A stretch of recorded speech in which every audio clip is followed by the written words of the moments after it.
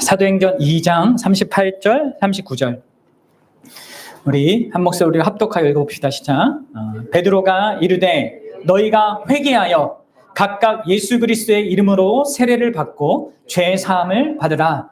그리하면 성령의 선물을 받으리니 이 약속은 너희와 너희 자녀와 모든 먼데 사람 곧 주 우리 하나님이 얼마든지 부르시는 자들에게 하신 것이라 하고.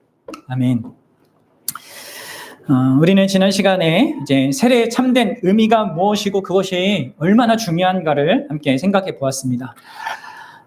진짜 여러분들, 제가 자주 얘기하죠. 우리가 우리 생일은 잊어버려도 세례는 좀 기억했으면 좋겠다. 그렇죠? 왜냐면 그 세례는 내가 예수님과 공식적으로 한 몸이 되는, 그분과 내가 연합되는 것을 표시하고 또 인치는 아주 중요한 그런 의식입니다.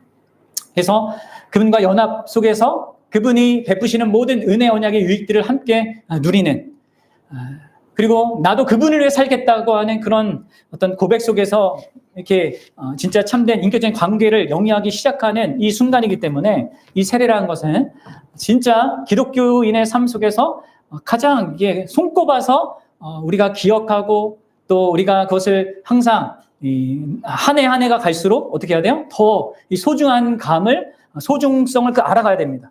그게 자기가 정상적인 신앙생활을 하는 거라고 했습니다. 하나님의 인도하심 속에서 내가 바르게 가는 길이라고 했어요.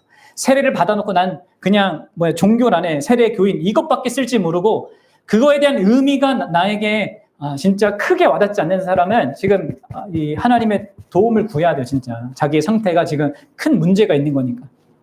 자, 이제 그러면 오늘은 이제 누가 세례를 받을 수 있는가? 이 복되고 영광스러운 이 세례를 누가 받을 수 있는가? 우리 믿음의 선배들이 이렇게 소일이 문답으로 정리를 했어요. 자, 한번 봅시다. 세례는 어떤 사람에게 베풉니까? 세례는 보이는 교회 밖에 있는 자에게 베풀지 않으며 그들이 그리스도를 믿고 그에게 복종하겠다는 고백을 할 때 비로소 베풀며 보이는 교회 회원의 유아들이 받습니다. 네. 여기서 우리가 일단 짚고 넘어가야 될 한 내용이 있습니다. 그걸 서론적으로 좀 다루고 싶습니다. 바로 보이는 교회라는 이 말의 의미입니다. 그럼 이게 무슨 말입니까? 보이는 교회. 세례는요, 보이는 교회 밖에 있는 자들에게 베풀지 않고요. 보이는 교회, 곧 예수 그리스도에 대한 믿음과 복종의 그 다짐으로 세례를 받은 그 교회에 속하겠다고 하는 그 사람, 그리고 그 보이는 교회의 회원의 유아들에게 주게 되어 있습니다. 세례가. 자, 그러면 우리가 일단 먼저 생각해 볼 것은 왜 교회를요, 하나님의 교회 혹은 주님의 교회 이렇게 하지 않고 왜 우리 믿음의 선배들은 보이는 교회라는 이 용어를 썼을까요? 이유를 아십니까? 이 보이는 교회는 그와 쌍으로 묶여있는 보이지 않는 교회와 함께 이렇게 어울리는 그런 용어입니다. 또 우리 믿음의 선배들은 이러한 교회됨을 표현할 때 달리 또 표현을 했는데 하나는 유형교회, 무형교회 이렇게도 표현을 해요. 여러분들이 이제 좋은 이 믿음의 서적들, 선배들의 서적을 읽으면 이게 등장할 거란 말이에요. 아니면 가시적인 교회, 눈으로 볼 수 있는, 그리고 비가시적인 교회 이렇게 또 표현을 해요. 이렇게 교회를 두 가지 방식으로 표현하고 있는데 이런 표현이나 용어는 사실 성경 자체에서 나오진 않습니다.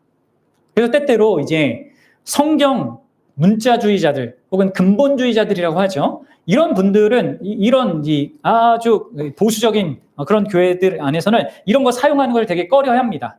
심지어 삼위일체 이런 것도 사용 안 해야 된다고 이렇게 얘기하는 그런 교회들도 있는데, 하지만 여러분들 이 삼위일체라는 용어도 성경에는 등장하지 않잖아요. 그 용어 자체가. 하지만 그 개념이 분명히 있고 그것을 설명할 용어를 필요로 해서 이제 만들어서 이제 사용을 하는 건데 마찬가지입니다. 보이는 교회, 보이지 않는 교회, 유형교회, 무형교회, 가시적 교회, 비가시적 교회 이것도요, 이 개념이 성경에 분명히 있거든요. 자, 일단 여러분들이 이것을 생각할 때 염두에 둬야 될 것은요, 이 보이는 교회와 보이지 않는 교회는 두 가지의 교회가 있다는 얘기는 아니라는 것입니다. 그 말이 아니에요. 두 종류의 교회가 있다는 것이 아닙니다. 이 두 표현은 우리가 사도신경에서 매주 고백하는 거룩한 보편적 교회, 하나의 거룩한 보편적 교회라는 그 하나님의 교회의 두 가지 측면을 말해주는 겁니다. 네. 자, 이렇게 한번 생각하면 됩니다. 성령의 역사 가운데서 예수 그리스도를 자신의 주로, 구세주로 믿게 된 자는요, 어떻게 됩니까? 예수 그리스도와 연합하게 되고 그 결과 곧바로 교회가 됩니다. 그렇죠? 오직 하나님의 신적인 역사 가운데 그 한 사람이 예수님과 연합되고 그 연합된 예수님 때문에 그와 연합되어 있는 다른 지체들과 교회를 이룬단 말이에요. 근데 여러분들 이렇게 그 사람이 교회를 이루게 될 때 이 교회됨은 두 가지 면을 갖게 됩니다. 하나는 뭐냐면 하나님이 보시는 면이 있는 거예요, 교회에. 네? 그리고 다른 하나는 사람들이 보는 면이 있습니다. 그러니까 이 하나의 보편적 교회는요, 하나님이 보시는 어떤 측면이 있고 이 사람들이 보는 측면이 있는 거예요. 한 교회에 대해서. 달리 얘기하면 하나님께서 아시는 교회가 있고요, 사람이 확인할 수 있는 교회가 있습니다. 그러니까 하나님이 보시고 아시는 교회가 뭐겠어요? 보이지 않는 교회인 거예요. 그리고 사람들이 보고 확인하는 교회가 보이는 교회인 것입니다. 다시 말해, 보이지 않는 그 교회는 머리 대신 그리스도 밑에서 하나로 모여서 또 장차 그 마지막 때 이제 역사 가운데 존재했던 모든 사람 다 모이겠죠? 모든 교회의 지체들의 총합이 바로 보이지 않는 교회인 거예요. 자, 그러면 보이는 교회는 뭡니까? 그 보이지 않는 교회가 가시적으로 한 시대와 한 장소에 보이는 교회로 나타나는데 곧 지역교회의 모습으로 나타나는 것을 바로 보이는 교회라고 말하는 겁니다. 사람들이 볼 수 있는 교회로. 그래서 여러분들 이거는 다른 어떤 두 교회가 있는 것이 아니라 한 교회의 두 가지 측면을 말하는 거예요.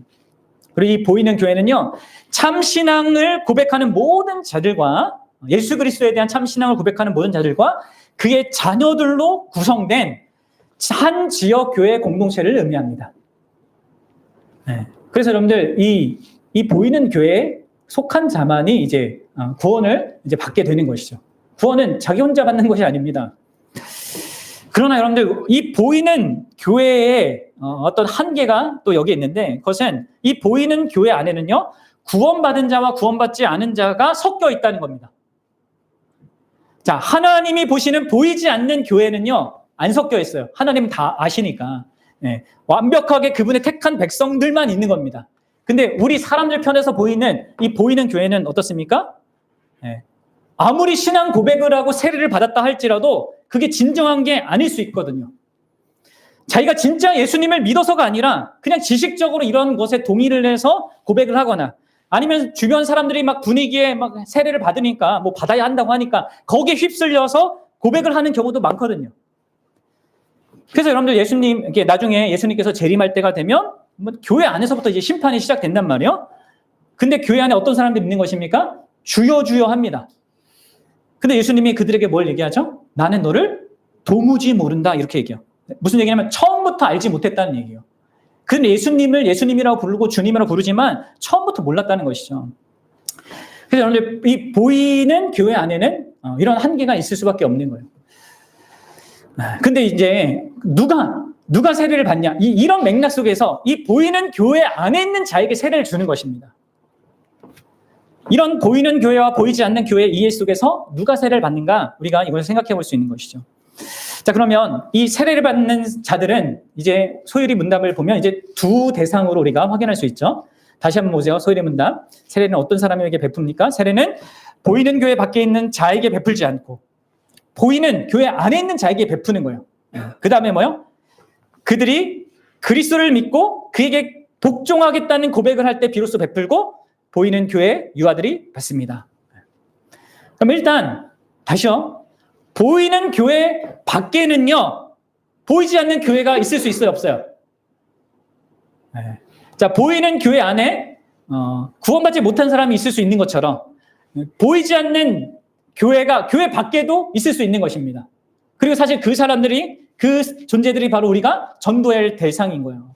그렇죠? 하나님의 택함 받은 아직 우리 밖에 있는 자들. 근데 이제 우리는 그냥 임의로 누구에게나 세례를 주는 것이 아니라 적어도 보이는 교회 안에 들어온 자들에게 이 세례를 베푼다는 거예요. 그리고 그렇게 범위를 규정하는 거예요. 그게 더 정확하니까 그나마. 그렇죠? 보이지 않는 교회는 반드시 보이는 교회로 한 지역교회 공동체 안으로 들어와서 구원을 영위하기 때문에 우리는 보이는 교회에 속하게 된 그들에게만 세례를 베풀게 되는 겁니다. 근데 그 대상 첫 번째가 어떤 자라고요? 적어도 조금 이제 이것 자체는 한 가지인데 우리의 이해를 돕기 위해서 두 가지로 나눠 생각해 볼 수 있습니다. 먼저는 그리스도 예수에 대한 신앙 고백이 있어야 돼요. 그리고 둘째는 뭐가 있어야 됩니까? 그분께 대하여서 내가 전적으로 순종하겠다라고 하는 결심과 다짐이 있어야 됩니다. 이 두 가지가 세례받는 조건입니다. 여러분, 자기가 어떻게 세례받았는지를 생각해 보셔야 돼요. 내가 세례를 그런 의미로 받지 않았던 사람도 되게 많거든요. 한번 생각해 보셔야 됩니다. 자, 먼저 그리스도에 대한 신앙 고백에 대해서 생각해 봅시다.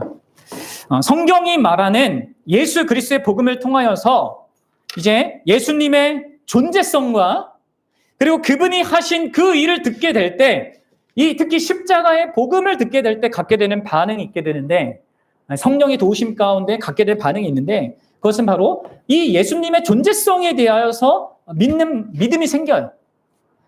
이 존재가 사람이 되신 하나님의 아들이고 나의 구원을 위하여서 그리스도의 그 역할, 제사장과 선지자와 왕의 그 역할을 감당하시어 나의 구원을 이루신 나의 구주이자 나의 주님이라고 한 그 사실에 대하여 부인할 수 없는 그 믿음이 있게 됩니다. 아직 그분의 뜻이 무엇인지 다 알지 못하고 그 구원의 의미도 잘 헤아리지 못하고 믿으면 믿는 사람으로서 어떻게 행동하고 생각하고 말해야 될지도 충분히 알지 못하지만 그럼에도 불구하고 적어도 나는 아무래도 그분을 의지하며 살아야 되는 거구나. 그런 존재구나.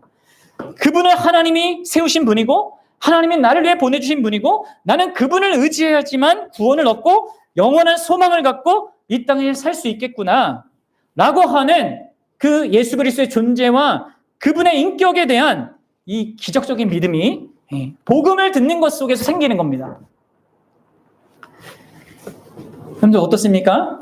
이런 그리스도에 대한 신앙 고백이란 건 그겁니다. 그러니까 예수님에 대한 어떤 것을 교리적인 지식을 나열하는 것이 아니라 진짜 그것을 자기의 전 존재로 수용하는 거예요. 그리고 이런 믿음은 보통 참된 죄의식 가운데 생기는 것, 참된 죄의 이 의식을 기반하여서 갖게 됩니다. 내가 진짜 심각한 죄인이구나 라는 죄에 대한 진정한 인식, 이것이 기반되어서 이런 믿음으로 나아가게 되거든요. 보통 사람은 어느 정도의 죄의식을 다 갖고 살아갑니다. 그렇죠? 아무리 악한 자라 할지라도요, 그 자신 안에 있는 죄의식을 부인하지 못합니다. 하지만 그 어떤 사람도 내가 하나님께 죄를 지었구나, 하나님의 심판을 받아 망할 수밖에 없구나, 여기서 벗어날 길이 없구나 라는 그런 의미로의 참된 죄의식에 이르지 못합니다. 그런데 이제 십자가 복음을 듣죠. 예수님의 그 십자가가 바로 나의 죄 때문이라는 그것 때문에 그분이 그렇게 큰 고난을 감당하셨다는 것을 듣고 비로소 어떻게 되는 겁니까? 자기 안에 있는 그 죄의식의 그 실체를 분명하게 깨닫게 되는 거예요. 진짜 과연 내가 죄인이고 하나님 앞에 죄를 진 거구나. 다른 사람끼리 비교해서 하는 이 죄가 아니라 하나님께 지은 죄구나. 그리고 이건 보통 죄가 아니구나. 예수님이 십자가에 달려 죽어야 할 만큼 그렇게 큰 것이 바로 나의 죄구나. 나는 죄인이구나 라는 것을 깨달으며 참된 죄의식을 갖게 되는 것입니다. 그렇게 자신이 참된 죄의식을 깨닫는 것과 동시에 이 예수님을 보게 되는 것이죠. 그런데 그분이 자신을 자격 없는 나를 위하여서 희생하셨고 3일 만에 부활하셔서 이제 나의 주님이 되시는 그분을 내가 믿고 살고 그분의 뜻, 이제는 하나님의 뜻을 거스르는 것이 아니라 그분의 뜻 가운데 살고 싶은 그 마음이 생기는 겁니다. 그래서 여러분들 세례의 두 번째 자격 요건은 연결해서 같이 이어지는 거예요. 그냥 이걸 두 가지를 가지면 돼. 우리가 하는 뭘 얘기하는 것이 아니라 하나님이 복음의 역사를 우리 안에 일으키는 생명의 반응이에요. 예수 그리스도 존재에 대한 전적인 신뢰와 내가 이제 나를 위해서가 아니라 그분을 위해서 살겠다는 그런 마음이, 순종하겠다는 그 결심이 생기는 것이죠. 여러분들 세례를 받게 되는 그 자는 예수님에 대한 신실한 신앙 고백과 함께 그 고백의 진실성을 또한 그분께 대한 순종으로 결심하는 것으로 나타나야 하는 것입니다. 그리고 여러분들 이러한 순종의 태도 역시 사람이 스스로 가질 수 없어요. 앞서 얘기한 죄의식과 예수님에 대한 어떤 이런 인식과 그런 이해도 스스로 가질 수 없듯이 순종도요, 자기 스스로 갖는 것이 아닙니다. 그럼 사람은 누구든 이 세상에 태어났으면 자기 뜻을 세우고 자기 뜻대로 살고자 합니다. 그걸 포기하고 자기를 부인하고 하나님 뜻대로 살고자 하는 사람은 이 세상에 없습니다. 사람은 언제나 자기 뜻을 세워서 무언가를 하고자 하죠. 그렇게 인생을 살고자 합니다. 자기 뜻에 실패하고 잘 안 되면 자포자기하거나 혹은 심지어 자살까지 하는 사람이 있어도요, 자기 뜻을 내려놔야겠다 이렇게 생각하는 사람 그런 사람 없어요. 그 극단까지 안 가고 그래도 다시 살아야겠다라고 다짐해서 뭔가 인생을 다시 시작하는 사람도 결국 다시 자기 뜻을 세워서 살아가요. 그게 여러분들 바로 우리들이에요. 그런데 그럼 복음을 들은 자는 어떻게 되는 겁니까? 내가 내 뜻대로 산다고 한 그 삶이 다 항상 죄를 짓던 삶이었구나. 결국 멸망을 향해 가던 삶이었구나를 안단 말이에요. 그래서 예수님께서 이제 그런 삶을 멈추고 이제는 내가 내 뜻대로가 아니라 하나님의 뜻대로 살도록, 그렇게 살도록 나를 위해 죽으시고 부활하셔서 나의 주님이 되셨다는 것을 자기 안에 발견하기 때문에 그럼 자기를 부인하고 순종하고자 하는 마음을 갖게 되는 거예요. 여러분들 예수님을 주님으로 부른다는 것 자체가 무슨 말입니까? 나는 예수님 말씀대로만 살겠습니다. 나는 종입니다. 라는 뜻입니다. 내 뜻대로 살지 않고 이제 전적으로 모든 영역에서 예수님 뜻대로 살겠습니다. 내 고집 부리지 않겠습니다 하는 약속이란 말이에요. 이 고백이란 말이에요. 근데 다시 말씀드리지만 여러분들, 사람은 누구도 이렇게 다른 존재의 뜻대로 살고자 하는 자가 없어요. 여러분, 부모의 뜻대로 살고자 하는 자녀들이 있을까요? 남편 뜻, 아내의 뜻대로 살고자 하는 그 배우자가 있을까요? 아무리 흠모하는 자가 있어도요, 하나에서부터 100까지 그 사람이 시키는 대로 난 다 하겠다. 이런 사람은 없습니다. 스스로 남의 노예가 되겠다는 사람은 없죠. 그러나 복음을 들은 사람, 복음을 진짜 들은 사람은요, 예수 그리스도의 종이 되겠다, 노예가 되겠다고 생각합니다. 왜 그렇습니까? 예수님을 아니까요. 진정으로 그분이 나에게 나쁜 것을 시킬 리가 없는 분이라는 걸 알고, 가장 선하고 지혜로운 것이 무엇인지를 나보다 더 잘 알고, 나를 가장 행복하게 하실 것을 알기 때문에, 인생으로서 마땅히 살아야 할 그 길을 바르게 가르치실 것을 알기 때문에, 나로 하여금 하나님을 영화롭게 하는 그 삶을 살게 하실 것을 알기 때문에 그렇게 할 수 있는 것입니다. 그러니까 그것도 내가 완벽하게 그것을 할 수 있어서가 아니라, 그러나 완벽하게 그렇게 하고 싶은 마음으로 그렇게 주님을 따라가는 것입니다. 이런 마음이 어떻게 생겨요? 복음을 통해서 성령께서 우리 안에 주지 않으면 스스로 가질 수 없는 마음이에요. 바로 이렇게, 아시겠어요? 그리스도에 대한 신앙 고백과 그분께 대한 전적인 복종하고자 하는 그 다짐 가운데, 결심 가운데 그것을 진짜 고백할 수 있는 자에게, 잘하고 못하고는 떠나서 일단 그렇게 살고자 하는 그 중심을 하나님께서 주셨는지에 따라서 세례가 주어져야 하는 거예요. 여러분들이 받은 세례의 의미가 그렇습니까? 어떻습니까? 지금 어때요? 이런 것들이 계속 자기 안에 견고하게 있고 점점 커져가고 있습니까? 만약 내 안에 이게 없으면요, 여러분들에게는 세례를 받았지만 다시 세례 받을 필요는 없지만 거듭남과 회심을 구해야 되는 거예요. 복음을 다시 들어야 되는 거예요. 자, 이게 여러분들 첫 번째 대상이요. 두 번째 대상은 있습니다. 이제 95문이 말하죠. 누구예요? 보이는 교회 회원의 유아들이 받습니다. 이 대상은, 세례를 받는 이 대상은요, 바로 보이는 교회, 이러한 믿음으로 고백을 해서 세례 교인이 된, 보이는 교회, 지역교회에 속하게 된 그 회원의 유아들이 받습니다. 그리고 믿는 자의 유아들이 이 세례를 받을 수 있는 근거는 그들의 신앙 고백이 아니에요. 유아들의 경우에는요, 자녀들의 경우에는요, 뭐냐? 그 근거는 우리가 우리가 4주 동안 공부를 했잖아요. 하나님께서 믿는 자와 이제 맺으시는 은혜 언약 안에서 그 하나님이 보이신 그분의 선하심입니다. 또 그분의 약속하심 때문이에요. 네. 우리 창세기 17장 7절을 한번 보도록 하겠습니다. 네. 하나님께서 아브라함과 약속하면서 이런 이야기를 했어요. 시작. 내가 내 언약을 나와 너 및 내 대대 후손 사이에 세워서 영원한 언약을 삼고 너와 내 후손의 하나님이 되리라. 아멘. 네. 하나님께서 아브라함과 맺은 이 은혜 언약 안에서 그 하나님이 아브라함만이 아니라 아브라함 한 개인이 아니라 그 아브라함을 대표하는 그의 후손 사이에도 이 언약을 맺겠다는 그 약속을 주십니다. 그래서 여러분들 이 자녀들에게도 이 세례를 주는 거예요. 구약 시대 때는 그거를 할례로 한 거고 이제 신약 시대 때는 세례로 주는 것입니다. 그러면 하나님께서는 어떤 한 사람과 언약을 맺어 그 관계를 시작할 때는요, 언제나 대표성의 원리로 그렇게 하셔요. 그래서 아담하고 처음 이 행위 언약을 맺을 때도 대표성의 원리로 아담을 대표해서 온 인류를 대표해서 맺게 하신 것이었어요. 그래서 아담이 죄를 범하니까 어떻게 됩니까? 아담 안에서 모든 인생들이 죄인으로 태어난 겁니다. 대표성의 원리 때문에 그렇습니다. 마찬가지로 하나님께서 아브라함과 은혜 언약을 맺을 때는 그 언약은 아브라함을 대표로 하여서 그 후손들까지 포함되는 언약이 되는 거예요.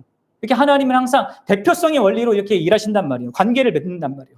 그래서 아브라함 언약 안에서 모든 아브라함의 유아들은요, 다 할례를 받게 됩니다.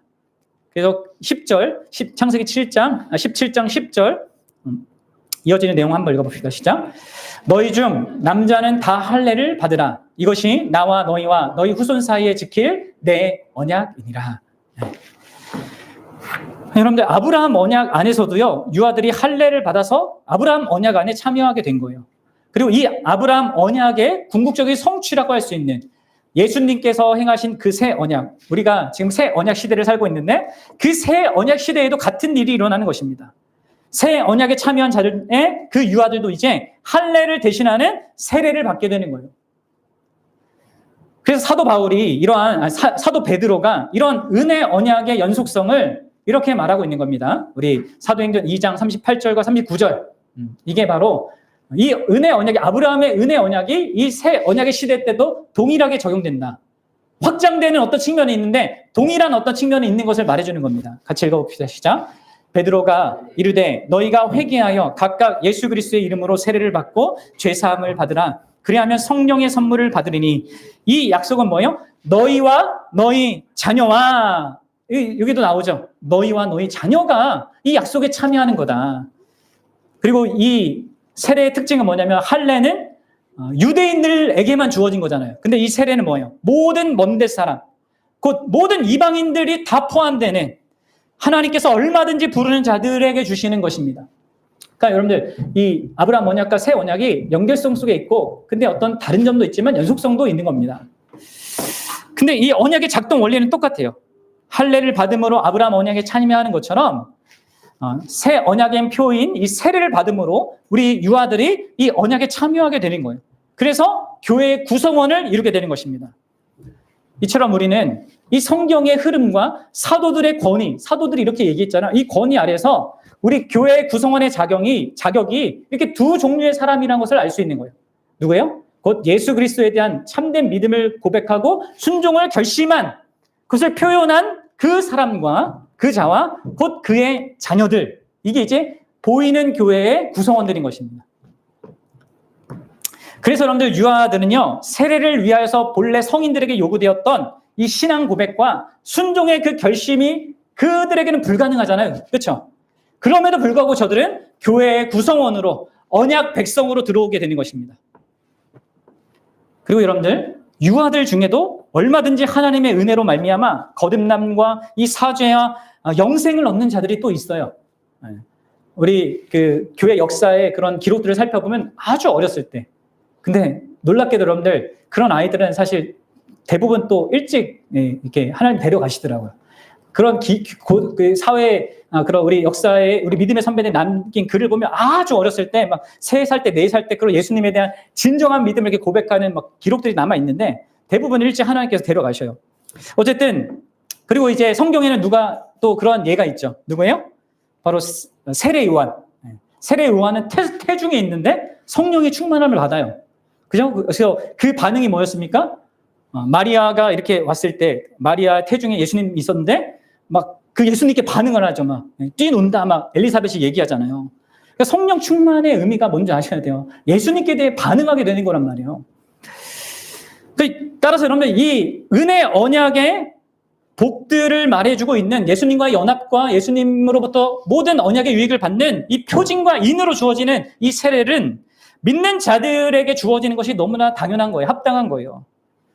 물론 여러분들 이 유아 세례가 그들의 거듭남을 확증해 주는 것은 아닙니다. 이건 성인 세례도 마찬가지죠.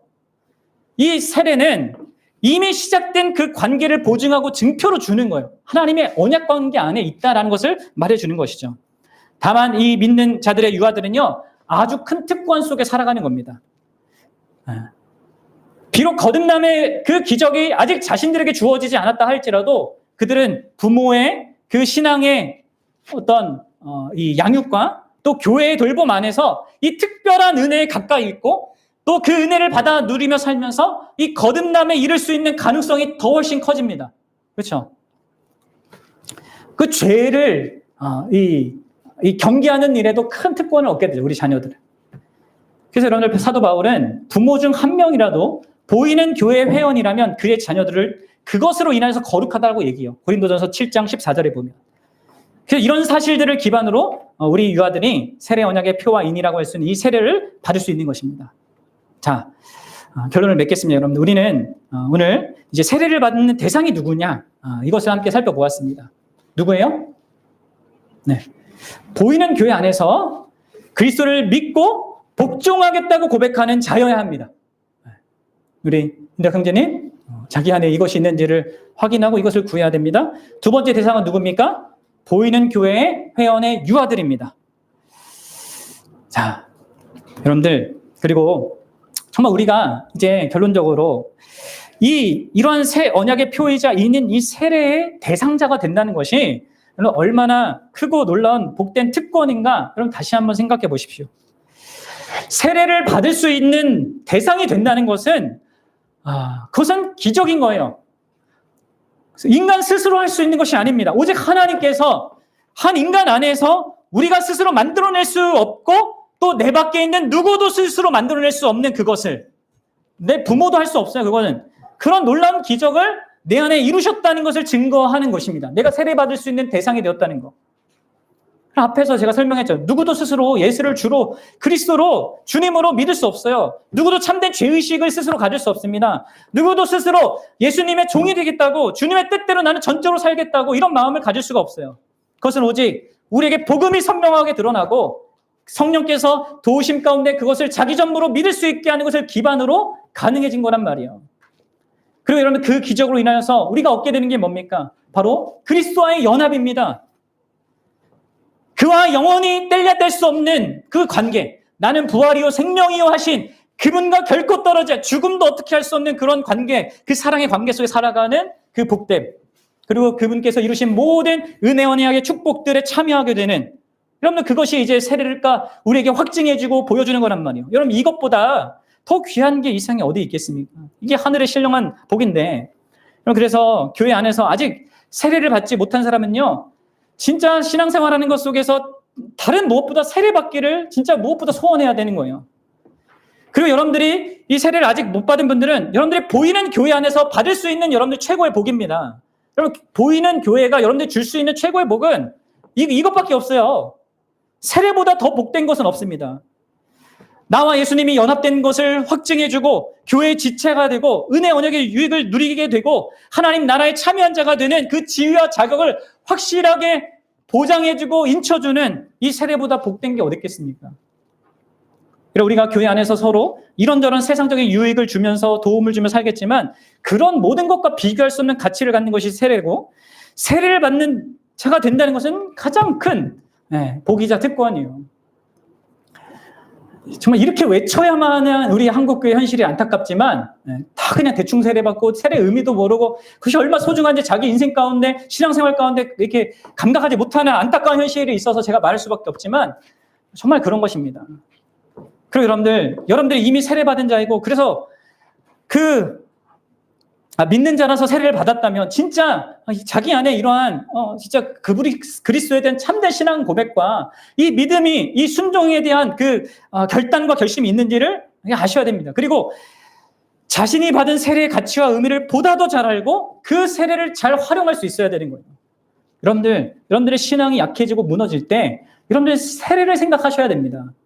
부부관계가 조금 문제가 생길 때 어떻게 해야 돼요? 결혼식을 생각해. 결혼 예식을 생각해야 된단 말이에요. 내가 그때 가졌던 그 마음, 하나님 앞에 약속하셨던 거, 이런 것들 생각해야지 내가 정상으로 돌아온다면. 내가 신앙생활 하다가 무너지고 막 문제가 있고 잘 안 될 때 어떻게 해야 돼요? 세례받은 걸 생각해야 됩니다. 예수님이 나에게 어떤 존재인지, 그분이 하나님의 그 놀라운 은혜를 나에게 어떻게 베풀어 주셨는지, 나는 또 그분께 무엇을 고백했는지, 내가 그분과 연합되어 있고 그분의 사랑이 변치 않을 것이 이 세례를 통해서 바라봐야 한단 말이에요. 또 나도 그분께 약속한 거, 나도 주께 온전히 순종하겠습니다 하는 그것을 다시 상기하면서 우리는 우리의 유혹과 또 우리의 신앙이 약해지고 무너질 때 거기서 벗어나야 되는 겁니다. 이 세례를 통하여서. 그리고 우리 믿는 젊은 부부들, 아직 아이들이 없는 부부들에게 권합니다. 여러분들에게는 자녀가 허락된다면 가장 먼저 여러분들의 자녀들에게 최고의 복인 이 세례를 주고자 해야 됩니다. 여러분들, 부모는 자녀들에게 가장 좋은 걸 주고 싶잖아요. 그래서 아이들 오기 전에도 막 이것저것 준비하잖아요. 어떤 나라는 그거 준비 안 한다고 하더라고요. 이제 나오면 그때부터 이제 준비한다고 하는데, 그게 이제 어쨌든 좋은 것 같은데, 어쨌든 그럼 가장 좋은 걸 주려고 하는데 뭘 줘야겠습니까? 예? 가장 중요한 준비는 옷, 먹을 거 이런 것도 해야 되지만, 가장 중요한 준비는 자녀가 곧바로 세례받을 준비를 하는 겁니다. 여러분들이 세례의 의미와 그 가치를 안다면 여러분들은 정말 그럴 거예요. 자녀에게 줄 수 있는 최고의 복이요, 은혜 언약의 세계 안에 그들이 들어와서 살아가는 거예요. 여러분들 그것을 생각하셔야 됩니다. 내가 자녀에게 줄 수 있는 최고의 복이 뭔가? 세상적인 거? 아니요. 하나님에게 속한 것을 줄 수 있는 거예요. 그게 세례입니다. 더불어서 여러분들, 이 세례는 특권뿐만 아니라 우리에게 거룩한 의무를 부과한다는 것에 대해서 다시 생각해 하셔야 합니다. 언약은 하나님만 우리에게 하는 것이 아니라 우리 편에서도 약속하는 게 있는 거예요. 물론 세례가 우리가 지난 시간 봤듯이 압도적으로 하나님 편에서 우리에게 약속하시는 게 큰 겁니다. 우리와 연합하여서 자신이 은혜의 언약 안에서 계속해서 우리에게 사랑과 공급을 이렇게 하겠다는 그 약속이 있지만, 우리 편에서도 뭐가 있습니까? 나도 주님을 사랑하고 주님께 헌신하고 또 주님의 교회를 사랑하겠다는 그 결심이 이 세례 안에 담겨져 있는 것입니다. 그리고 여러분들, 그렇게 주님을 위해 사는 것은요, 영광스러운 것입니다. 부담스러운 게 아니에요. 부담스럽다고 생각하는 사람은 진짜 바보입니다. 여러분, 한 운동선수가 한 나라의 국가대표로 뽑히는 것을 부담스럽고 이렇게 힘든 것으로만 그러니까 어떤 의미에선 부담스러울 수 있지만, 내가 국가대표가 되고 그로 인해서 나라를 위해서 이렇게 할 수 있는 것이 얼마나 영광스러운 것으로 이제 생각할 수 있는 어떤 겁니까? 그럼 한 나라보다, 잠깐 있다 사라질 이 나라들보다 더 위대한, 크고 위대한 예수 그리스도를 위해서 사는 그런 자로 부름을 받은 것은요, 그런 의무를 내가 그분 앞에 고백한 것은요, 더할 나위 없이 영광스러운 삶으로의 그런 결단이고 결심이고 그런 인생인 거예요. 사랑하는 여러분, 우리는 세례를 자주 상기하면서 주님을 위한 우리의 마음을 다 잡아야 돼요. 마치 매년 결혼 기념일을 맞이하여서 나의 결혼 예식 때 가졌던 그 다짐을 되돌아보듯이 그렇게 해야 되는 것입니다.